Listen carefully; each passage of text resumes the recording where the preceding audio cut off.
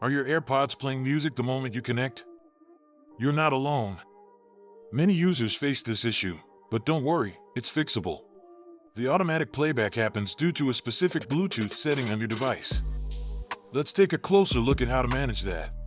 First, go to your device's settings. This is where you'll find the controls to customize your AirPods features. Under Bluetooth, locate your AirPods. Tap on the information icon to enter the settings specific to your AirPods. Now, look for the Connect to this iPhone option. Ensure it's set to when last connected to this iPhone. Once you've made this change, your AirPods will no longer automatically start playing music when connected. Enjoy your listening experience. Always ensure your device and AirPods are updated to the latest software. This can prevent any glitches. If problems persist, consider resetting your AirPods. This can resolve persistent playback issues. Don't forget to check third-party apps that may influence playback settings. Sometimes, an app setting could be the cause. For further assistance, consult the Apple Support website or visit a nearby store for expert help.